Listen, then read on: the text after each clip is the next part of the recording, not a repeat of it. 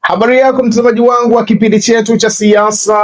ya ulimwengu. Karibu tena katika siku nyingine na wakati mwingine wa mwendelezo wa kipindi chetu, kipindi ambacho kinakujia kwa udhamini wa Mnungu Global Visa Consultant, ambao sio tu washauri wako lakini vile vile ni wasaidizi wako, ikiwa katika siku za usoni unakusudia kuelekea katika nchi za ughaibuni, nchi kama za Canada, Uingereza, nchi za Umoja wa Ulaya pamoja na Australia, lakini vile vile kwa msaada wa kushirikiwa tiketi yako ya ndege kuelekea nchi yoyote duniani kwa gharama nafuu. Unaweza kuwasiliana nao kupitia namba zilizoko chini ya tangazo kwa msaada, ushauri pamoja na mwongozo. Tukielekea katika uchambuzi wetu wa leo, bila shaka nchi ya Iran takriban siku moja basi siku mbili nyuma ilishuhudia sehemu ya safu mpya iliyopangwa na kiongozi mkuu wa nchi ya Iran, Mujtaba Ali Khamenei. Akiwa kama yeye ndio amiri jeshi mkuu wa nchi ya Iran, alitangaza safu mpya, maanake inahusisha watu wengine ambao wako kwa muda mrefu katika safu za jeshi la nchi ya Iran, lakini kiuhalisia maanake ni kwamba uteuzi husika ulihusisha vile vile kukava baadhi ya nafasi ambazo zilikuwa zimeachwa wazi kwa muda mrefu,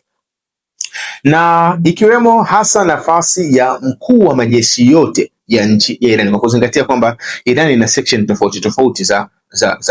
majeshi, lakini mkuu wa jeshi hasa la nchi ya Iran kwa ujumla wake manake ni Ali Abdullah. Lakini ukiangalia katika upande wa RGC amebaki kama ni Ahmed Bahid, lakini katika upande wa Artesh ambao ni jeshi la kulinda mipaka ya nchi ya Iran, hasa kiongozi wake ni Amir Hitami. Kutengenezwa kwa safu hii upya hasa ni kwa kuchunga kwamba kuna baadhi ya nafasi zilikuwa zimeachwa wazi kwa muda mrefu, especially ya mkuu wa majeshi yote ya nchi ya Iran,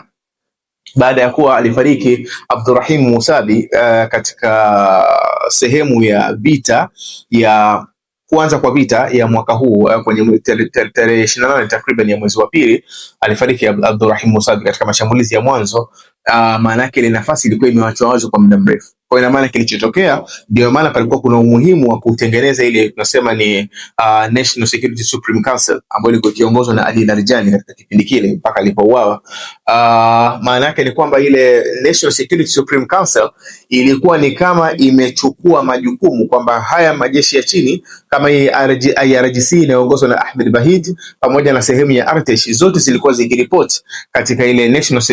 Security Supreme Council ya nchi ya Iran. Lakini kwa hivi sasa kwa kuchaguliwa kwa Ali Abdullah kama mkuu wa majeshi, maana yake ni kwamba ana wajibu wa kuripoti katika ile National Security Supreme Council, na hii National Security Supreme Council ni moja katika idara muhimu kwa kuzingatia kwamba ni idara ambayo iko chini, yani maana yake ni ofisi ya chini ya kiongozi mkuu wa nchi ya Iran. Katika kipindi kile cha Ali Khamenei, kutengenezwa kwa National Security Supreme Council, lengo lake kubwa hasa ilikuwa ni kujaribu kulinda uwezekano ikiwa atauawa, yani asili ya kutengenezwa kwake, maana yake ilitengenezwa toka katika ile vita ya siku 12 baina ya nchi ya Iran na nchi ya Israel, ndio ilitengenezwa National Security Supreme Council baada ya vita kuwa imekwisha. Kwa hiyo hofu yake kubwa ilikuwa ni kwamba kiongozi mkuu wa nchi atakapokuwa labda ametokea ghafla amefariki, maana yake pawe kuna bodi ambayo inaweza ikaendesha shughuli za kinchi. Kwa hivyo kwa hivi sasa maana yake ni kwamba Ali Abdullah kama mkuu wa majeshi atakuwa anaripoti katika National Security Supreme Council, na National Security Supreme Council kupitia kwa katibu wake mkuu ambaye ni mtendaji mkuu katika ofisi husika, ambaye hivi sasa maana yake ni Brigadier General Mohsen Reza, ndio amechaguliwa kuwa katibu mkuu katika ile National Security Supreme Council, na kuchaguliwa vile vile kwa Brigadier General Mohsen Reza maana yake ni jambo la msingi ambalo limekuja kuonekana kwamba limetengeneza structure ya kwamba Irani hivi sasa ni kama wamejiandaa kwa ajili ya kufanya zile tunasema ni offensive operation, yale mashambulizi ya tofauti lakini nje ya mipaka ya nchi ya Iran, na ndio maana inaonekana kwamba sehemu ya mwanzo kabisa ya kuguswa na kiongozi mkuu wa nchi ya Iran Mujtaba Ali Khamenei hasa ilikuwa ni kutengeneza muundo wa structure ile ya jeshi, lakini vile vile na kuhakikisha kwamba katibu mkuu katika ile National Security Supreme Council anakuwa mtu ambaye amehudumu kama mkuu wa majeshi katika nchi ya Iran, ambaye ni Brigadier General Mohsen Reza, na amefanya kazi kwa muda mrefu, maana yake toka miaka ya 80 alikuwepo katika ile jeshi la nchi ya Iran kama kiongozi. Lakini vile vile ukiachilia mbali hapo, maana yake ni mtu ambaye anazingatiwa kwamba misimamo yake ni mikali, ni mtu ambaye anazingatiwa kwamba misimamo yake ni mikali. Hivi karibuni tu ndo alitoa statement ya kueleza kwamba operation za nchi ya Iran zilikuwa zimefanyika kwa kiwango gani, kiasi cha kupelekea jeshi la Marekani likahamisha ile Central Command ya Marekani katika upande wa nchi ya Israel. Lakini kabla ya hapo vile vile Meja Jenerali Mohsen Reza ambaye ni kiongozi wa ile National Security Supreme Council, vile vile yeye alikuwa ni mshauri wa Mujtaba Ali Khamenei katika upande wa masuala kama ya kijeshi na mfano wake. Kwa ina maana hivi sasa maana yake ni kwamba katibu mkuu wa ile National Security Supreme Council ambaye anabeba majukumu kama yale aliyokuwa nayo Ali Larijani katika kile kipindi cha nyuma, maana yake ana asili ya kutumika katika jeshi na ni mjuzi katika upande wa masuala ya kijeshi. Lakini vile vile na department ambazo ziko chini, maana yake ni zile ambazo zinaendeshwa na jeshi, kama kina upande wa IRGC ambao unaongozwa na Ahmed Bahid. Ukienda katika RTH maana yake inaongozwa na Amir Hitami. Ukija katika ile majeshi yote maana yake inaongozwa na Ali Abdullah. Kwa hiyo maana yake ni kwamba ni structure ambayo Iran inaonekana kwamba wamekuja nayo kupitia kwa Mujtaba Ali Khamenei purposely au kwa malengo kabisa ya kuonyesha kwamba hivi sasa muundo wa nchi ya Iran maana yake unakusudia zaidi kuongeza sehemu ya operation zake au ubora wa operation zake nje ya mipaka ya nchi ya Iran. Na hili vile limekuwa likithibitishwa na Mohammad Reza Naqvi ambaye ni mshauri wa yule kiongozi wa jeshi la IRGC, maana mshauri wa Ahmed Bahid. Katika sehemu mahojiano yake amezungumza siku ya jana takriban kwamba hivi sasa jeshi la nchi ya Iran maana linakusudia au limejipanga kuwa na uwezo wa kuweza kufanya operation za nje ya nchi ya Iran. Kwa hiyo maana yake ni kwamba ule muundo kabisa unaonekana wazi kwamba mabadiliko haya yamefanyika kwa haraka. Maana yake ni kuonyesha kwamba sasa hivi Iran au watu kuwa wanashuhudia zile operations za nchi ya Iran katika nchi za pembezoni yake au nchi za mbali kidogo, hili litakuwa ni jambo la kawaida kwa muundo wa sasa hivi ambao umechukuliwa na nchi ya Iran. Lakini ukiachilia mbali statement hii ambayo imezungumzwa na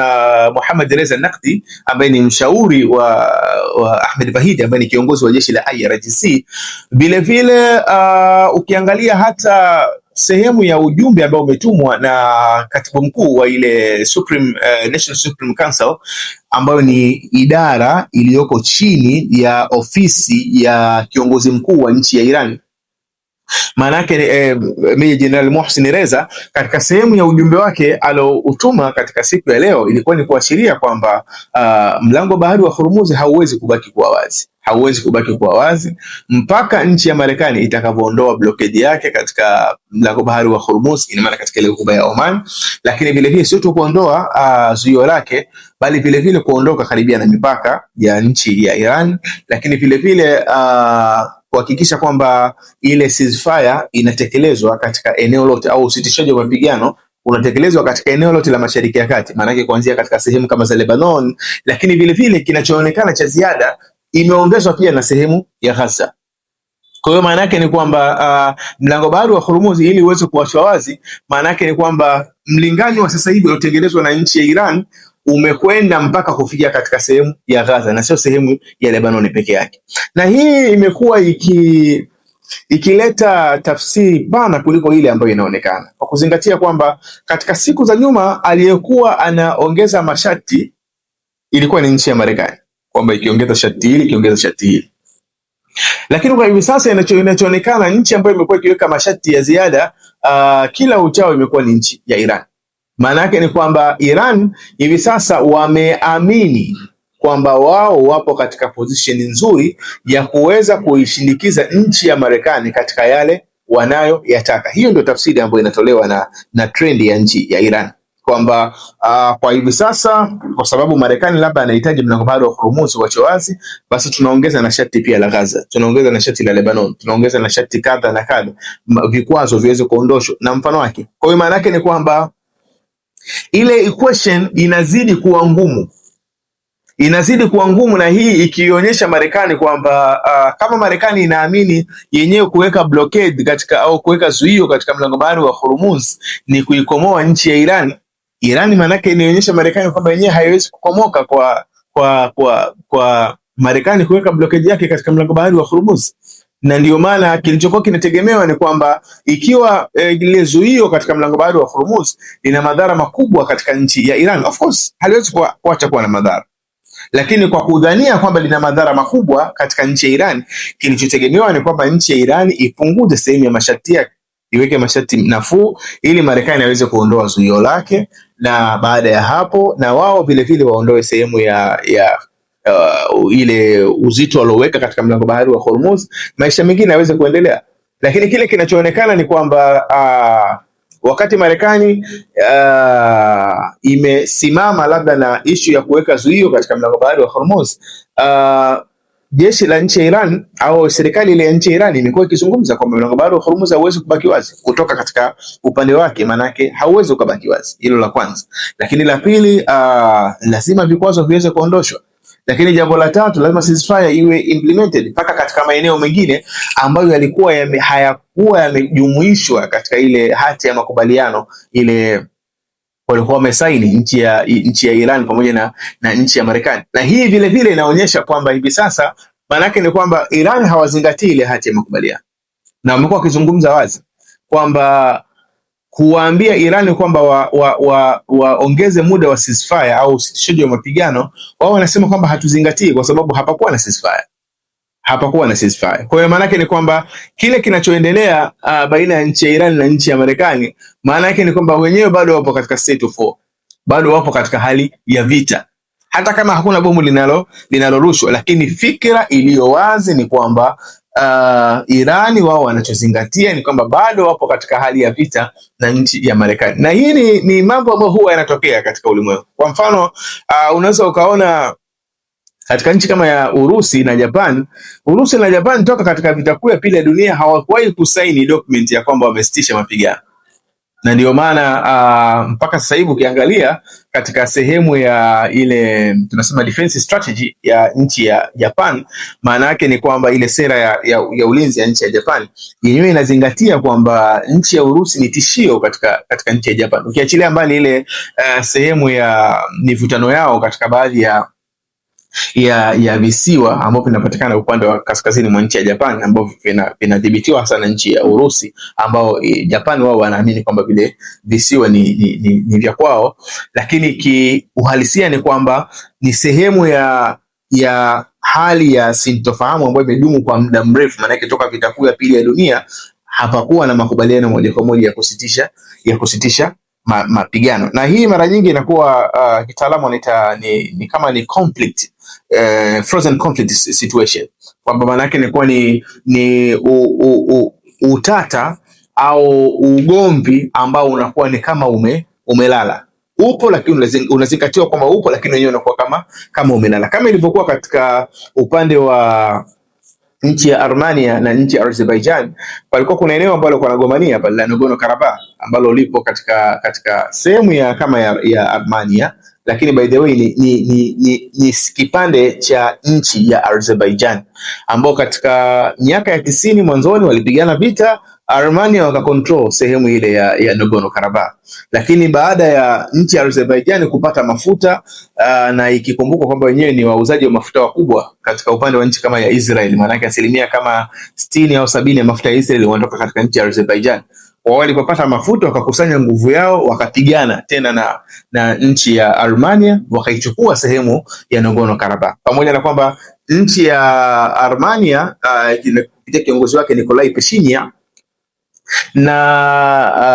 Haitham Aliyev ambaye ni kiongozi wa nchi ya Azerbaijan walisaini document kule Marekani ya kumaliza ile utata wao kuhusiana na sehemu kama za Nagorno-Karabakh, lakini vile vile kutengeneza corridor inayojulikana kama Zangezuri corridor ambayo iko kidogo kaskazini mwa nchi ya Iran, ambayo inategemewa kwamba watakaa wanajeshi pale wa nchi ya Marekani, lakini kiuhalisia maana yake ilikuwa ni sehemu ya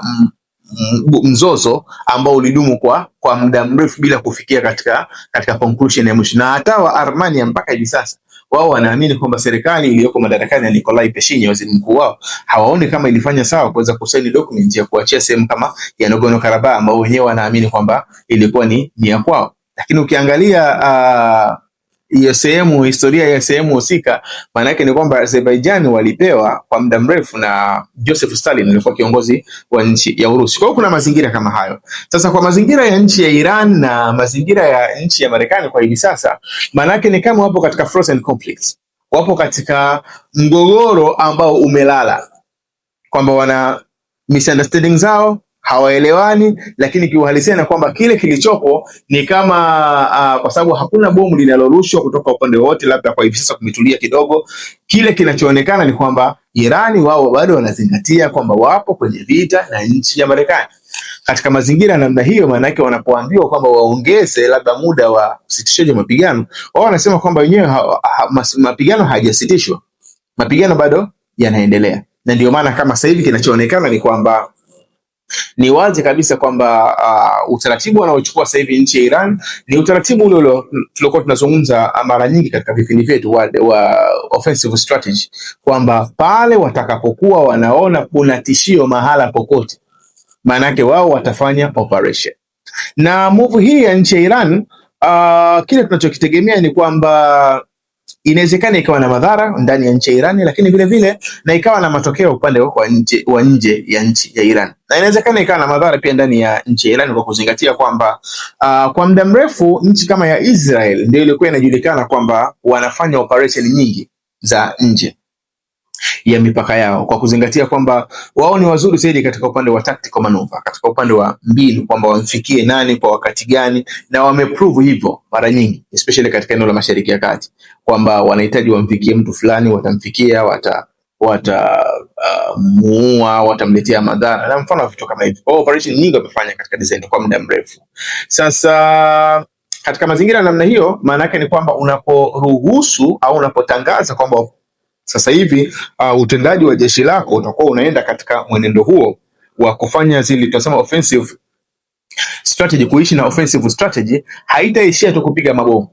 Maana itahusisha vile vile baadhi ya underground operation za kudili na mtu mmoja mmoja au za kudili na maeneo fulani fulani katika mazingira namna hiyo. Maana ni kwamba na ndani ya nchi ya Iran watu pia hawataacha kufanya operation zao, watafanya operation kama vile Iran ilivyotangaza kwamba yenyewe inakusudia kuweza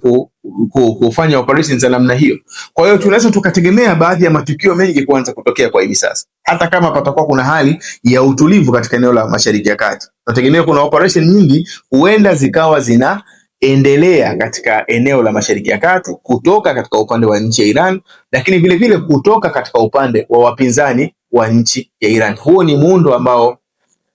inawezekana tukautegemea katika kipindi kinachokuja, kwa sababu tu nchi ya Iran imetangaza kwamba kwa hivi sasa wenyewe watatumia zaidi offensive strategy. Lakini vile vile watu muhimu kama mshauri wa kiongozi wa IRGC, maana yake namzungumzia Mohammad Reza Nafti ambaye ni mshauri wa Ahmed Vahid, maana yake ni kwamba kila alichokizungumza amezungumza kitu kikubwa, kwamba hivi sasa ni lazima jeshi la nchi ya Iran lifanye sehemu ya operation nje ya mipaka ya nchi ya Iran. Katika mazingira namna hiyo, maana yake ni kwamba wenye mipaka yao huko nje vile vile hawatakuwa wamelala, ni lazima watakuwa wamejiandaa kwa sehemu au kupokea sehemu ya operation ambazo huenda zikao zinafanywa na nchi ya Iran. Kwa hiyo kiuhalisia, maana yake ni kwamba move ya nchi ya Iran ni move ambayo inaonyesha wazi ni kama wanajihesabu kwamba wapo katika position nzuri zaidi kuliko nchi ya Marekani, kiasi ambacho wanaona kwamba hivi sasa kwanza ni kipindi cha kutilia mkazo katika ile offensive strategy yao. Hilo la kwanza. Lakini la pili, kuongeza masharti zaidi. Maana yake ni kama kwenda upogo na nchi ya Marekani. Marekani ikiona yenyewe inaweka masharti, basi Iran wao wana nafasi nzuri ya kuweka masharti, kwa sababu wanaamini ile sehemu ya mlango bahari wa Hormuz ni kidhibiti imara ambacho wamekishika, na madhara yake au athari zake haziwezi kuacha kutokea duniani, especially katika kipindi hiki tulichokuwa nacho. Madhara ya kuzuiwa kwa mlango bahari wa Hormuz yataendelea kubaki kwa kipindi kirefu, kwa sababu ni sehemu ambayo uwekezaji wake katika eneo lile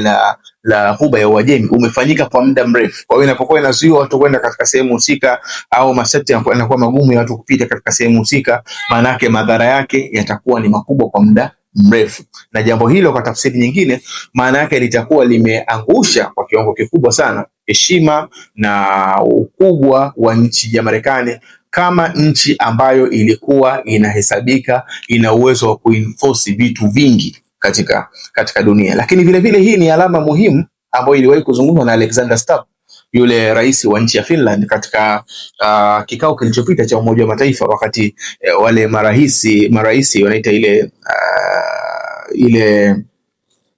kipindi kile cha season ile ya viongozi wa nchi duniani wanapokwenda kufanya hotuba katika nchi katika Umoja wa Mataifa, alizungumza na kiongozi wa Finland kwamba tunapoelekea hivi sasa, manake tumeshatoka katika kipindi kile cha baada ya vita baridi. Manake baada ya vita baridi mwaka 91 Urusi ilipokuwa kama imeanguka, imesambaratika ile USSR, kilichofuatia mbele ilikuwa ni Marekani pekee yake ndio ilikuwa na nguvu duniani. Lakini kwa kipindi kilichoko sasa hivi, maanake ni kipindi kinachoashiria wazi kabisa kwamba Marekani pekee yake ndio ana nguvu duniani. Hicho kipindi kama kimeshapita. Sasa hivi tupo katika kipindi kingine ambacho maana yake kama tupo katika kipindi cha mpito, lakini tunaelekea katika kipindi kingine ambacho hatotokuwa tena na zile record za kushuhudia kwamba Marekani ndio akiamua kitu basi dunia yote inaamua kumpata yeye kile alichokizungumza. Kwa hiyo kiuhalisia, hiyo ni hali ambayo inaendelea katika eneo la Mashariki ya Kati, pamoja na kwamba bado tunaendelea kuifuatilia, lakini tukitaraji kwamba huenda katika muda ujao utapata taswira itakayokuwa bora zaidi ya hii ambayo tumekuletea. Jina langu naitwa Maulid Ali Mnukwa, nikuombe uendelee kufuatilia vipindi vyetu na nikuombe usahau kusubscribe, kulike, kushare pamoja na kucomment. Uwe na muda mwema.